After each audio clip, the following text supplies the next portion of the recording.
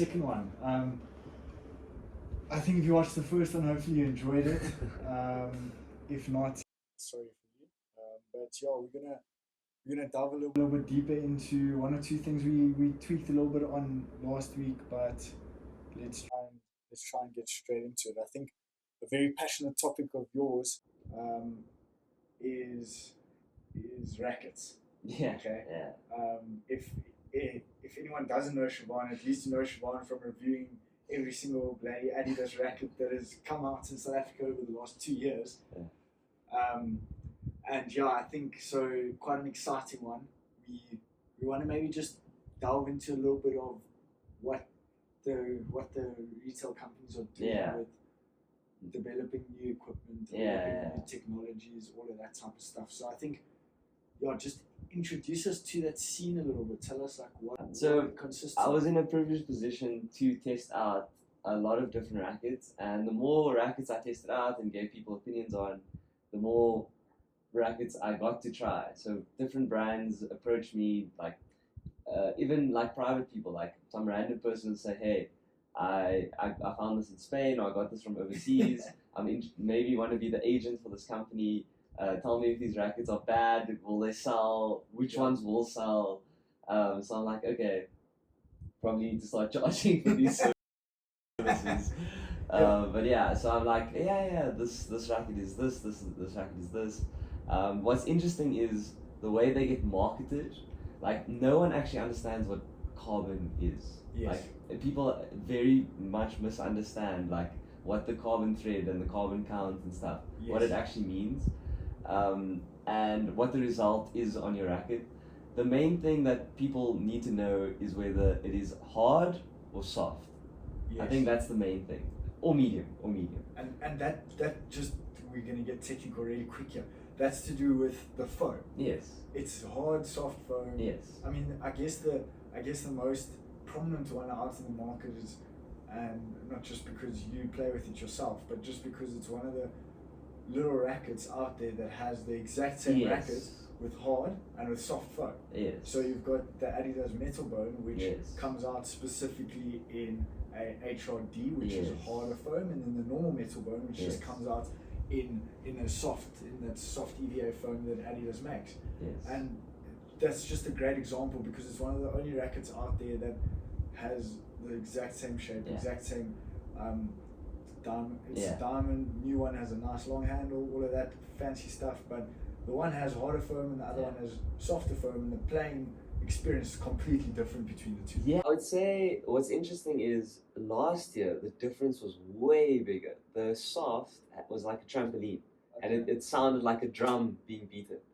And then the hard last year had a loud sound. It sounded like higher pitched. It didn't have a deep thump, but it was a huge difference. This year, if you had to blindfold someone that's like an intermediate player, they are unlikely to really notice the difference as much. Last year's one, they would be like, these are two different brands. This year, you might not be able to tell as much of a difference, but there is still a difference. I can easily tell the difference, but that's because I play with all of them. Yes. But what's interesting is so many of the brands, their highest level, pro level rackets, so they usually have like a top tier, then they have like a top tier light racket, which is usually catered or marketed towards women. Yes. Then they have a top tier round racket and then a top tier diamond racket, minimum. That's like usually the lineup of every brand. Then they have the mid range, and then they have the low range, the lower end entry level. I think Adidas calls it the discovery range. So they'll always have like no one's gonna say this is the cheapest one, this is the average priced one, and this is the most expensive one. Like, no one markets it like that. What's interesting is last year the mid range sold badly in almost every brand. The mid range rackets didn't really sell, except, and I knew this was gonna happen. Adidas invented a range called the Carbon range, but they made the Carbon range look like a premium racket. So like with Babolat, you have the Viper, then the Varan and the Virtuo, and they all look like cheaper versions of the Viper.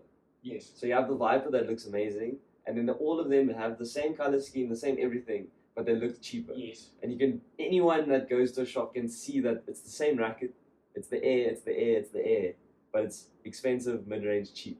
Yes. But Adidas has the metal bone range. Yeah. But within the metal bone range, you'll have the carbon range.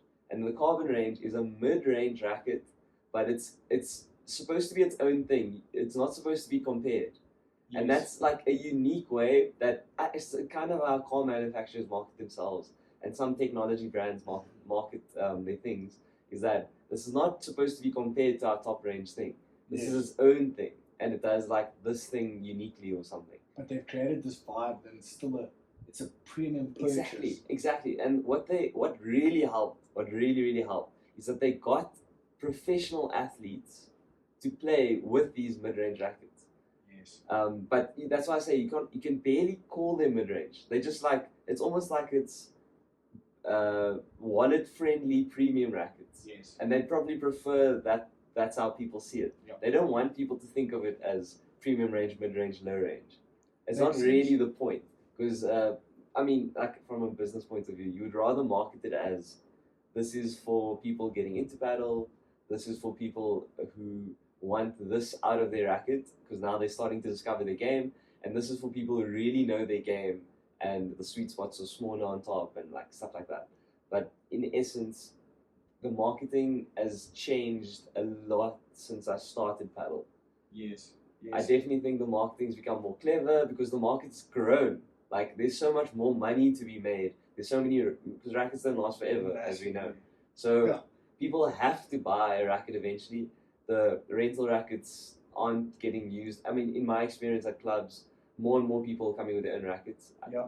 Clubs will probably have their own personal experience on how their rentals. Rental revenue dropped completely. If they've started renting rackets from 3 years ago, I think it would be cool to see the revenue that they've brought in, because at the same time, more people's coming into paddle. Yeah. So maybe it even out, but proportionally, I'm pretty sure it's gone less, purely because paddle rackets are more readily accessible now.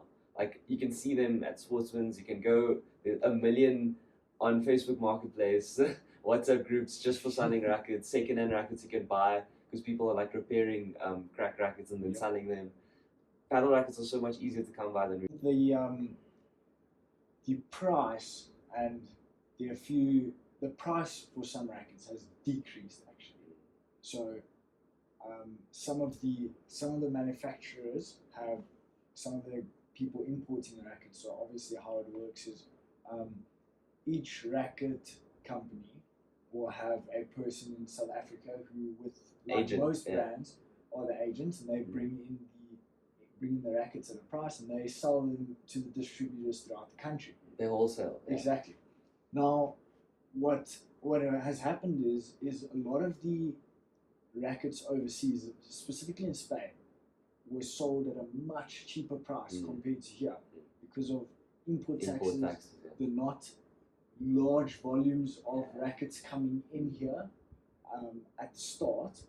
Now, as we're starting to grow, and rackets and all paddle equipment isn't coming in through just air freight, they're starting to come in by boats and so forth. We're starting to see markups increasing as well as prices slightly decreasing, which just makes it a little bit more competitive in the market in terms of, we've spoken a little bit about it, and we might speak a little bit about it more later, is something such as the grey imports is a problem, which just, if you're out there, nothing wrong with buying a grey imports, but there are potential repercussions, such as if a racket has a warranty or something like that. That doesn't. It's difficult for them. Like, privately, you can negotiate like a refund or something, but it doesn't have like a built-in warranty. When you buy from an authorized distributor, then you have a guaranteed warranty. Some guarantee on the product, basically. Which is also it's kind of like buying a racket second-hand in a way. Yeah. Which, just a new racket second-hand, which isn't nothing against it. Doesn't mean it's fake. Yeah. It doesn't mean anything like that. It's just like, it's your risk. 100%. So I think another thing is why some of the guys need to become a little bit more competitive, is to compete with those grey imports. But just from a general, it's good for the consumer. It's an open market at the end of the day. And again, they take the risk. Exactly. I mean, Paddle Surge in Pretoria just had like an incident where there was a company that looked legit on the face Yes. of it, and people were, like buying stuff, and then it was supposed to be delivered to Paddle Surge because that was the address, and then Yes. there was like it didn't exist. We just heard Nico, Yeah. who's the owner of Coach, yeah. Paddle. He was just saying how someone remade their website and said they must go pick it up at Yeah. Thrasher's Paddle and Paddle Yeah. Surge in Pretoria, and then the guys would rock up there and there'd be no racket waiting because obviously it's a fake. But so I think that's part of the risk, and like more and more incidents of that obviously hurt all the other grain importers, people selling privately. Like this, it's almost like there's a premium on buying from like sportsmen's just because you know it's sportsmen's. Exactly. Which is But that premium can be steep. It could be like a 2,000 rand premium, which is hectic. And obviously, like the authorized distributors had like not a campaign, that's dramatic, but they all like sent out this post to their WhatsApp groups and like, hey, listen, there are authorized distributors, there's agents, there's a structure to the resale process. Yes. We encourage you to buy from there. And then obviously the people grain importing were like offended, but also like very protective over their own businesses. Yes. And their argument is that, well, you guys are kind of guilty of like price fixing because we can't, if we wanted to make better margin and become like authorized and buy from your wholesalers, we can't beat, because a lot of the wholesalers also sell. Yeah. They have a storefront as well. The wholesalers' margin will be set, and then they will recommend a margin, like a recommended retail price. Yes. But the grain importers, they would, if someone wanted more volume and less margin, then it will destroy the prices. And if they also, so they're having cheaper prices, and if they're also authorized, then there's like, it's a difficult business to like beat. So the grain importers are saying, well, these guys are price fixing, and now they're just trying to like discredit us. Yeah. We are giving the consumers better prices. Exactly. But and then at the same time, every single agent has come up with huge a library of complaints from people who've bought these from grain importers, and the products are defective. So because grain importers, you can get it from the factories directly, and it could be the same thing that looks the same, but the barcode, when you search it, it's not even a paddle racket, it's like a tennis racket. That's happened with like bubble rackets that aren't purchased through authorized retailers. But like I said, it's not all of them, and it's difficult to paint that brush. But it's like you said, it's the risk that you take from getting like 2,000 rand off a racket. Are you willing to take that risk? And a lot of people are. For sure, but it's let's be honest, the market in South Africa is just like that. You're never going to get rid of it. You either go service your car at an authorized dealer, or you go service your car at someone else for a tenth of the price. Yeah, exactly. It's a basic like just free market situation. And yes, the guys who are selling the grey imports and so forth are going to do what they can to keep their businesses up and running.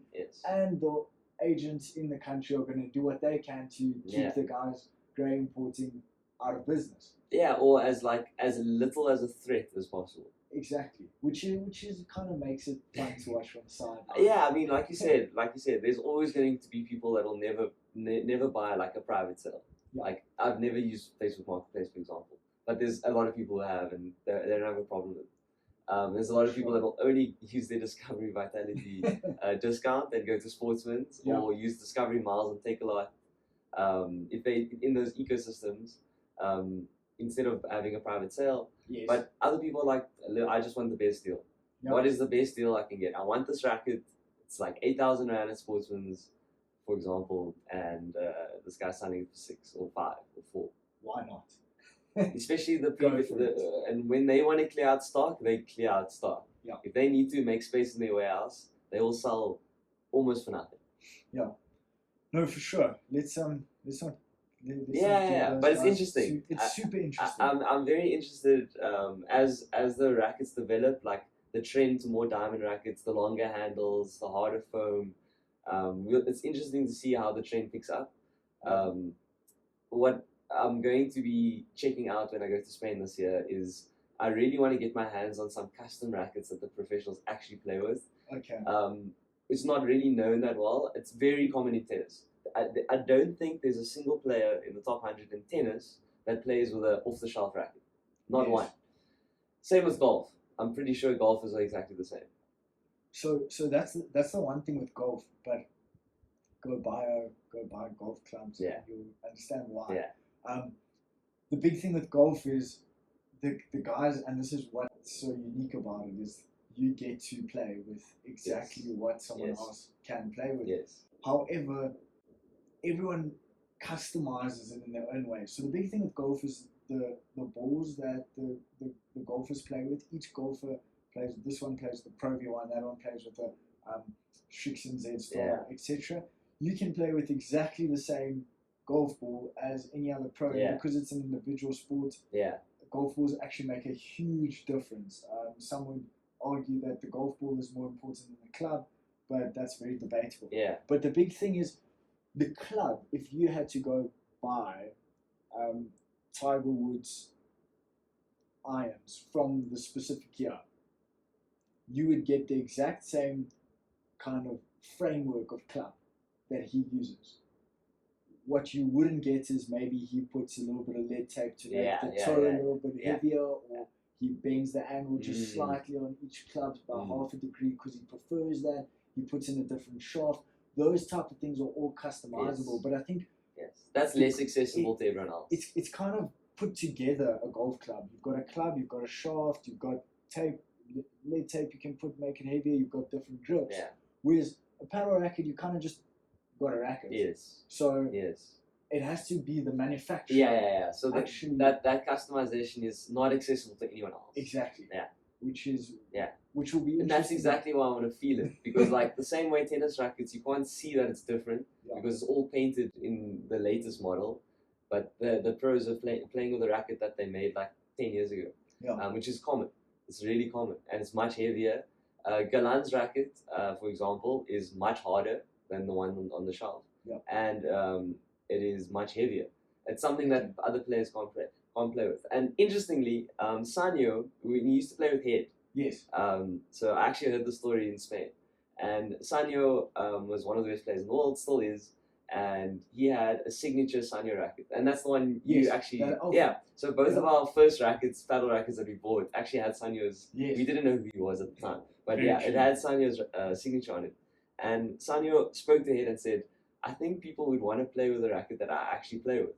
And Head was like, "Well, this is a tough sell because your racket is pretty hard, pretty heavy." But Sanyo was like, "Nah, I promise, it'll do well." And they made it. And that was the Head Speed Pro, the old one. Yes. Jason played with it, and Brett played with it for a short time. And that's the racket. It's like very heavy, very difficult to swing. Tough racket to play with. Very tough racket to play with. Yeah. And Head was right. Like, it's not that it didn't sell, but it was just not very accessible.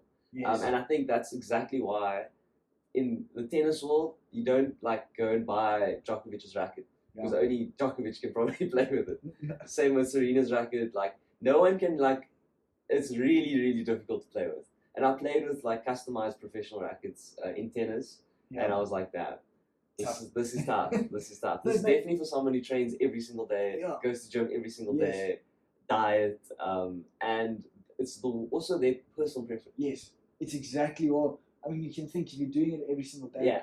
I mean, and the margins that you have between winning and losing are so small. Like those do make a difference. You want to be your racket is like super important. It has to be perfect. You want it to be perfect. So I think that when you get back, we'll definitely be discussing about your experience. How it was different and so forth. Just in terms of some plans, when have you decided when you want to be going? Yeah, I definitely want to plan it so that when there's a tournament in Spain, I think that's the best time to go. So I can train, but I can also go like watch, and the networking, because like the vibes there, like the international networking opportunity is much better. Like, and I'm gonna try to get it to be strategic, so it's worth it. Like maximizing the time that I go there. I don't mind the cold. I'm not really. I went in a fairly warm time last time. It was like hectic. It was hot. Not like Spain does get hot. it wasn't so bad, but I was like, I wouldn't mind coming in winter. Like I'm not so bad with the cold, but direct sunlight, it's tough. I mean, we'll when Adam and Warren get back, we'll probably find out how cold it really was when they were there now. Yeah. As well as That's true. Because it's towards the end of their winter now. But Yes. It was still winter this last month. I also think it's nice they kind of getting to experience it first. So as they come back, you can pick up tips and understand what to do there, what not to do there, and so forth. Yeah. But from a back to the rackets, I think you mentioned earlier the three kind of tiers of the battle at range, and the reason why I'm speaking battle at range is it's very it's very obvious. Yes, so it is very obvious. You get the virtuo, is it? Yeah, the Varan and the Viper. And the Viper. So those are the three from say beginner racket to advanced racket, if you want to call it that. That's they prefer that marketing. Yes. That phrasing. They definitely prefer that. Then what you also get there is within those three tiers, you get three different types of rackets. Yes. So you get let's use the Viper, which is the top of the top range. You get the counter Viper, you get the technical Viper, and then the third one, the air Viper, which is all have different. Yeah, they're very different rackets. I tried all three from this year. They are very different. If you want to explain to us, so from my understanding, LeBron, for example, just so everyone knows, he plays with the technical Viper. He has his own racket. It's kind of modeled after the technical, but the LeBron range is not just a color scheme like other brands. LeBron's racket is like different. That's actually different. That's very interesting. I wonder if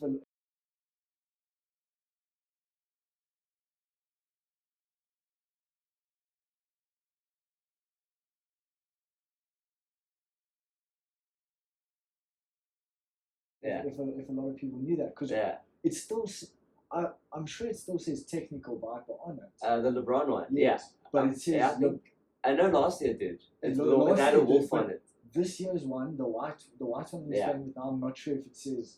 I don't know if it says technical Viper. I know last year's one, because last year was that like very colourful. It was like those dark red colours. Yeah. And it had a iridescent wolf. Yes. But I know for a fact that one said technical Viper on, and that's why I think. That was very different to the technical Viper. Yes. It was so a lot of brands have rackets named after pros. Yes. So the 8010 Genius, the Augustine Tapiajimas, the TLs, the Tony Levac. Yes. So they have brands. The brands use their pros to market their rackets, obviously. Yes. But like Adidas has like the Pro range, the Signature range. It's a limited edition racket, and it's always painted differently. And it's Martito Tega's racket, Alex Ruiz's racket, and Galan's racket. Yes. And it's always painted a different color. And Adidas officially says that it's just a color change. But Adam and I have always found, and Warren has always found, that there is a plain difference. But it's probably the way they manufacture it, maybe the different materials. Yes. But it's supposed to be the same racket. Supposed to be officially I agree 100%. the same racket. But you played with the limited edition Martito Tega, and you tried the normal one. It was different. Yes. I mean, even the paint going from matte to glossy, the normal one was matte, and then the limited edition was glossy. That's like small changes like that actually make a difference. Well, just to think, if I just think back, the glossy is a lot, like, if you want to call it more, is a lot more slippery. Yes. Like your finger slides across it a lot easier, whereas the matte one, you can feel resistance, some kind of resistance. A little bit more resistance, and that's one of the surface is one of the biggest differences on the rackets. You know. Yeah. So, I think maybe the 3D, because that Martita has a really aggressive 3D grip on it. Yes. Very. And I think the 3D on the more gloss finish also feels different to the 3D on the more matte finish, which is interesting, because you think something that little. I know. It sounds silly to think that. I mean, even sillier. My weights on my metal bone are like 1 gram 1.6 grams, 2 grams. But if you had to blindfold me, I would be able to easily feel the difference. If you just moved one of those screws around, it'll make it really feels completely different. I wasn't sure I was going to play with the Middlebone HRD until I found a weight system that I like. Yeah. But yeah, so the Bablat range, the counter is, well, Bablat's not round shaped. All the rackets have a very unique shape to it. It's kind of stretched out long, but it also has a longer handle. So it's thinner basically. It's more like compact this way. Now the counter Viper center sweet spot, control orientated racket. The air goes through the air fast, and that's why they call it the air. They had like this new hole design system that reduces a lot of air resistance. You don't even feel it when you swing. And then the technical, same as always, feels like a surgical scalpel. Goes through there quickly, very, very small precision-based racket. The LeBron is maybe the easiest power out of all of them, the easiest to smash with, but all of the technical range and the LeBron range has all been super difficult to play with. And the counter has always been the easiest racket to play with. And the air's always been in the middle. Okay, makes sense. I guess that's kind of the thing they're trying to They want to reach as many. You want to always cast your net as wide as possible. So the interesting thing with Babelats is they've got like this really structured thing. You look at, so you see 3 yellow rackets, 3 blue rackets, 3 red rackets. And you know exactly. They're funny enough. They do have other rackets, but that's kind of like their main range. Yes. Then you look at like an Adidas. A huge range. Has a huge range. The agent is very passionate about bringing in a lot of different rackets to appeal to everyone, different colors. Like a lot of people will be like, okay, we don't need this in another color. But Adidas brings in 27 rackets in the range. And a lot of the time we bring in like all 27 rackets. There was one racket last year that I saw someone playing with that wasn't brought in, but that person actually loved that racket. I don't know if you remember. I'll at some point last year. Yes, last year. There's like 3 rackets that we didn't bring in. I think it was like a red and black racket. The RX. Yes, there was a different color RX. RX, yes, possibly the RX that someone really liked last year, and it just wasn't brought in. So even bringing in 27 out of 30, it's clear. I know. Some people are like, no, I want that red one, but I want that red one. And the RX was a hit in the not last year's range, but the 2023 range. The people actually. It was actually a really nice racket. It couldn't break it. It was like one of the strongest rackets I've ever seen. And it was really built to last. Racket. The RX 1000 was super popular. And it was a good racket for a good price that didn't break. So people would come to the club, and a lot of clubs use the RX 1000 because of that. So you don't want to lose money on rental rackets. That's just silly. You need a rental racket that's going to last. But if you bought a RX, it probably would have lasted you way past how much it cost. Like after a week, maybe you would have got your money back. The RX 1000 didn't break, and eventually it came out in a lot of different colors. And now the new RX looks a lot better, and they kind of understood that people who came, they use a rental racket, and if they like the way it looks and they like the way it plays, then they know how it plays. And if instead of getting another demo, because not a lot of clubs like have demos for you to try. So before you play, like you said in golf, you always can. But in padel, it's very rare that you can play with a racket, especially a premium racket before. But if you have a demo and you've been playing with it a few times, and you're like, I'll just buy that one, I like it. No, for sure, that makes sense. I mean, I don't know if you remember, Huddle used to have another unbreakable racket. There was a Volt. Yes. And that Volt, I think it was there from the day Epic Padel opened 3 years ago. And I think it broke. It was actually the first racket I think Adam and I got when we joined at the time Epic Padel. I think they gave us both. They gave us 2 Volt 800s to play with. And someone, it was Alex Chosos who used to play with it. Volt. Yes. I think so. I think so. I think Volt is still. I don't know if they still, but they used to be one of the only rackets. I think they were handmade like Starvey, and they were not made in the East. I think they were made in Europe. Okay, that's very interesting. I don't know if they maintain that because it's not easy to compete. To stay competitive. Yeah. Price has gone. Someone sent me today, which is crazy. If you want to go and have a look and check how true this is, but apparently, they made a paddle racket for, I think the price is €900, and it's using the same carbon fiber that was used on the Koenigsegg.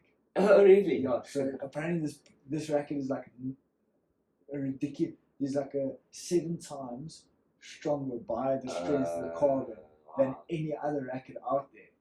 So if anyone can get their hands on that racket, bring it in. It's not made. Might have It's to not go in to South Dubai. Africa. we just want to try it out, see if it's really unbreakable. But yeah, I just happened to see an Instagram post today, and it looked quite interesting. I wonder. I mean, you can't believe what you see on social media all the time, but it would be nice to. But it's going to be very interesting to see how the brands capitalize on a market that has like clearly a lot of disposable income. Like it's like a bigger pool and more diverse crowd than golf, but it has the same kind of like prestige and like like it may be a little bit more accessible because there are courts which you can play for like 50 rand. Yes. But in essence, it's usually a sport that you actually need a lot of money to get into. And time-wise, it's arguably more efficient than golf for networking. More efficient than golf. It's tough to play golf in the evening, you know. I've tried it once or twice. It doesn't really work. No. You play with there is night golf, and you play with like some very bad golf ball that glows, and then you hit a ball. It just doesn't work. So the growth of paddle in SA has just been ridiculous. But as you say, it's easy, it's accessible, it's accessible to a community that has time to play the sport, if that makes sense, and has the accessibility to get to courts. And I guess the goal in growing the sport over time would be to make it more and more accessible to everyone. Yeah. But at the same time, a sport like tennis has also always been quite a niche sport, not accessible to everyone. Yeah. So paddle is kind of in that ballpark of being a slightly more premier sport. Yeah. And for that reason, some of these guys have come in and sold rackets for $9.5 grand and sold all of them out in a week. Absolutely crazy. It's like when those limited edition Adidas come, they just you know it's going to sell out. They just sell like you this. Can't ever bring it up. I think one of the ranges, and another range that's quite interesting is Sukes has quite a good, really good range of rackets. I think the trilogy was very popular, and one of the reasons is both men and ladies equally got it.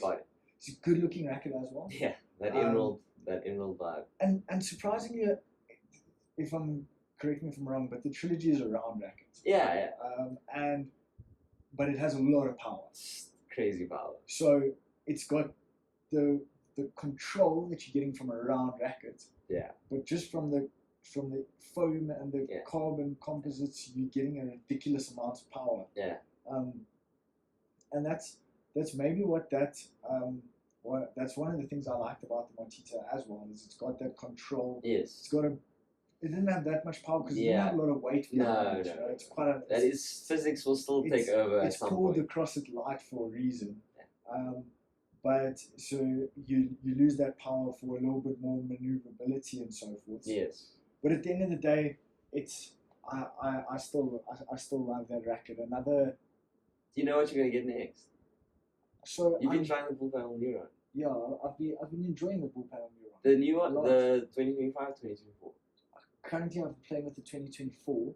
I've played with the 2025 a little bit. Just waiting to get one which I can actually play with permanently to try out for a little bit.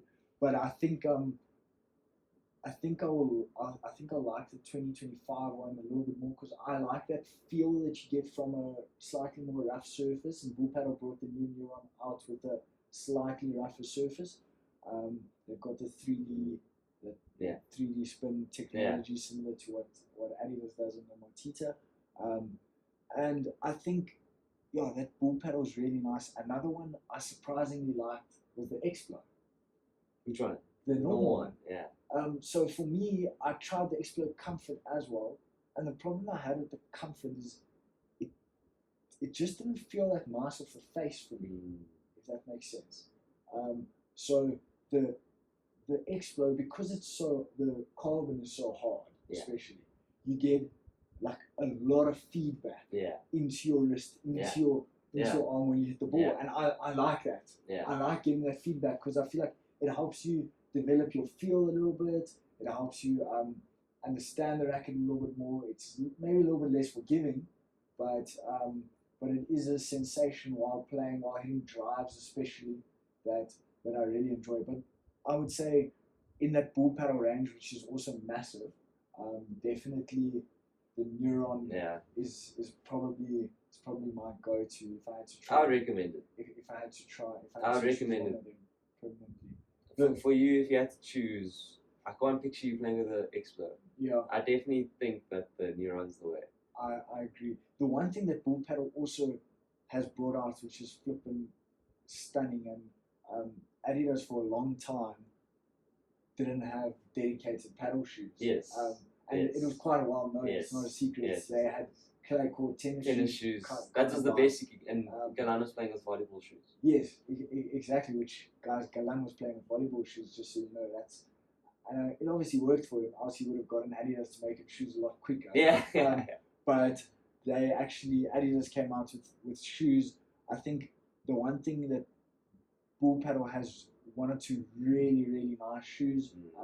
And I think what it helps with their shoes is they've got that vibrant sole that they use, which is very attractive to clientele, and it's really comfortable.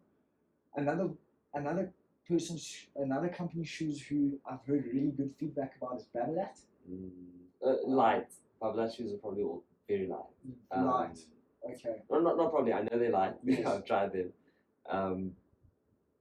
It's always, even in tennis, like they used to market themselves as having like the fastest, like light and fast, light and fast. Then it's another. But the Bull Paddle also makes a speed shoe, so they make a comfort shoe and a speed shoe. Yes. A lot of brands do that. They have like this robust looking one, and it's meant for like comfort, stability, stuff like that. And then they have a lighter version that's marketed as like quick and light and.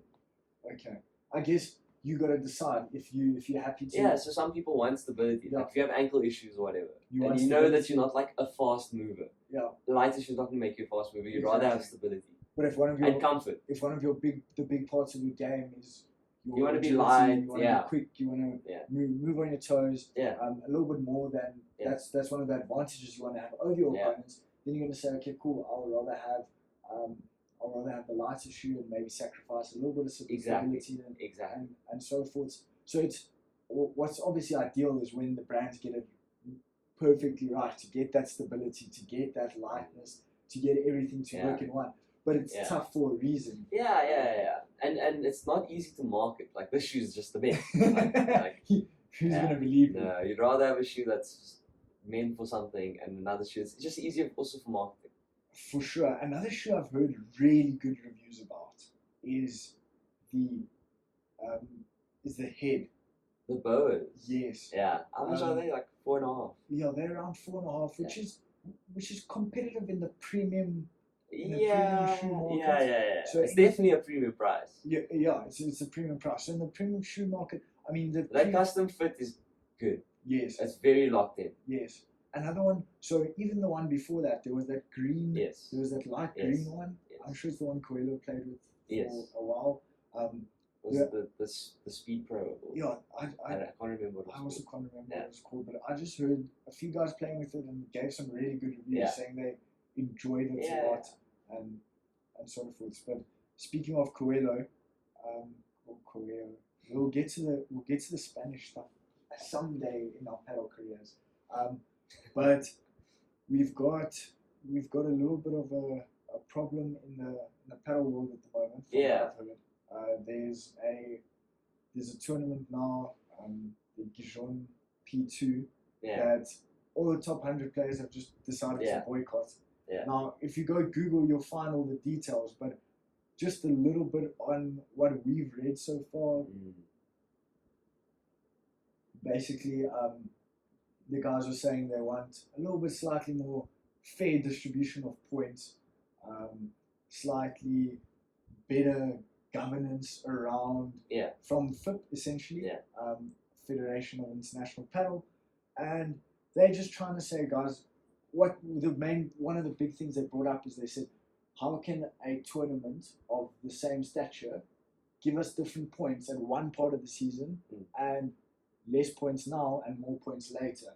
It should be regulated in some sort. So from my understanding, it's kind of, mind you, the main source of information out there right now is the statement from the players. Yes.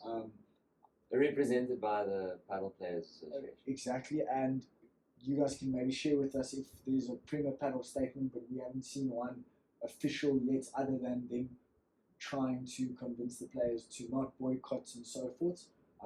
But they've raised their concerns, and if you go onto Professional Paddle Players Association, if you go to their Instagram page, you can see the full statement there. But I just thought that was an interesting thing to mention, because Riyadh was such an interesting tournament.